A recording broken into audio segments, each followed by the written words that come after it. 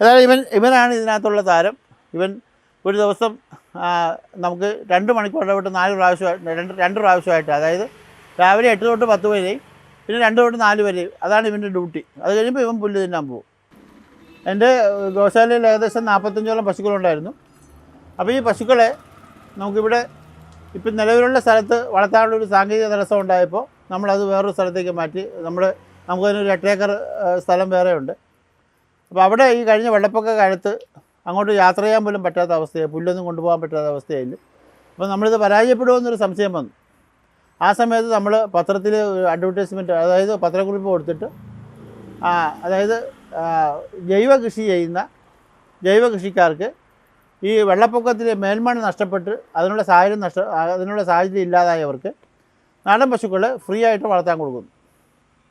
അതായത് അവർ വളർത്തിയിട്ട് അതിൻ്റെ പാലും ചാണകമൊക്കെ എടുക്കുക, അവരുടെ കൃഷി വർദ്ധിപ്പിക്കുക, എന്നിട്ട് ഒരു കുട്ടിയാകുമ്പോൾ ആ കുട്ടിയെ എടുത്തിട്ട് പശുവിനെ തിരിച്ചു തരിക. അത് ഈ നാട്ടിലുണ്ടായിരുന്ന ഒരു വ്യവസ്ഥയാണ്. അപ്പോൾ അങ്ങനെ ആ രീതിയിൽ ഏകദേശം 45ഓളം പശുക്കളെ ഞാൻ പല സ്ഥലങ്ങളിലായിട്ട് കൊടുത്തിട്ടുണ്ട്. ഇപ്പോൾ നമ്മുടെ ഗോശാലയിൽ ഇപ്പോൾ ഉള്ളത് 3 കാളയും 2 പശുക്കളുമാണ്. ആ 2 പശുക്കളും പ്രസവിച്ച് നിൽക്കുന്നതാണ്.